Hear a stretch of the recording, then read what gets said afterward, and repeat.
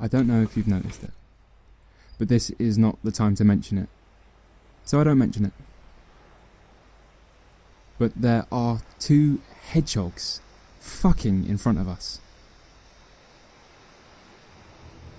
I'm trying to focus on the moment, holding in my head the weight of everything I've just said. Keep focus on the moment and pretend I don't notice your ruffled claws picking a tissue to tatter in your coat pockets, that you don't speak, that your flushed cheeks quiver when you breathe. I tell myself to keep my eyes on the horizon with its seagulls scattered swimming in their little swarms and its omnipresent promise of oncoming storms, to focus on the moment.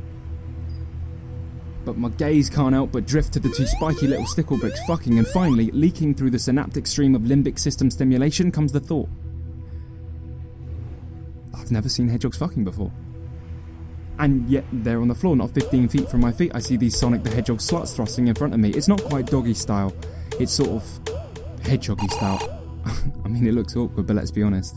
It can't be easy navigating the minefield of intimacy as a creature whose physiology is defined by refined keratin spines designed to repel badgers. I can't help but mentally pose the question, what's it like to be constantly tossing up between laceration and masturbation? If your whole body is basically a block of knives, how do you maintain a sex life?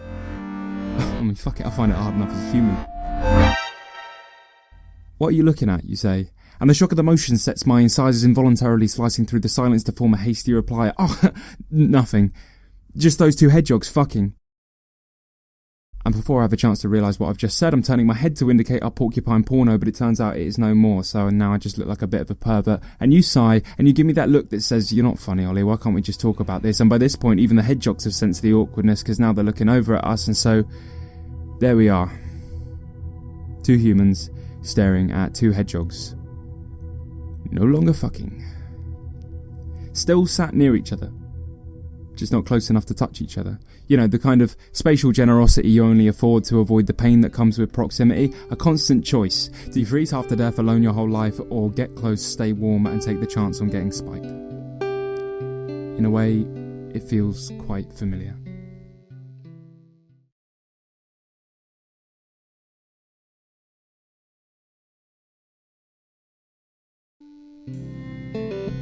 I remember the way the mornings came and went, with a laboured fluctuation of every weighted breath as I realised your head was once again resting on my chest. Another day older, then another and another. Slipped so slowly from mates to lovers I never really clocked the tick of the time we spent together, because in those days it always flew. Which is not to say that I was ever perfect for you, suffice to say we were different from each other. But bless the times our hides were thick enough for us to fit together. Because my needles sunk the further in, the more you let me see your skin. We peeled the scabs from our backs and shrugged off our freckles, spread ointment on our sores and brushed grazes from our knuckles till we were leather-clad, calloused with plasters that still did not protect us. I like to think maybe I didn't try. Or maybe you just couldn't see it. Maybe there was something else you wanted and I just couldn't be it. I'd like to find something to blame, a final straw we were crushed under. Purely so I don't have to admit that maybe we just stopped loving each other. Because that's so fucking boring. I mean, it's sad. But more than that, that is so fucking boring. You nod. And so do I. And I say, look, I'm sorry, and you say it's fine. And you say, look, you're sorry, and I say it's fine. We watch the sun go down from the cliff top, pack up our bags, hoist them to our backs, and we leave. And for the first time it dawns on me that what once was we is now just you and me. No more shit sleep chatting or numb arm spoons, no more hair in my face or clothes all over my room, no multiple alarms that we'll still sleep through, no more dreams shared into lazy afternoons. It's cool. We do the things that former lovers do. I spend an hour or two unfriending and unfollowing you on every app I ever use. I swear I spend most of my Friday afternoons trying to navigate if that night is a social situations we can feasibly share without me actually having to see you there. It is astounding how much admin is involved in having your heart broken.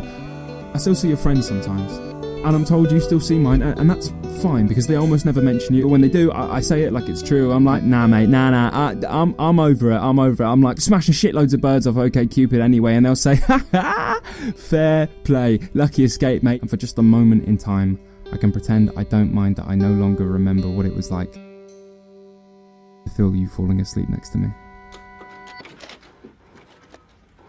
And it's only sometimes, in the latest of nights, When my thoughts will stay so alive with life that my mind cannot stop my feet shuffling in their sheets as phosphines dance instead of dreams in the dark behind my eyes. These are the nights. I can't help but remember the times that I'd hug you close enough to bring our irises in line and be happy, to feel the pain of your prickles in my chest. Because at least then I was with you. Night night.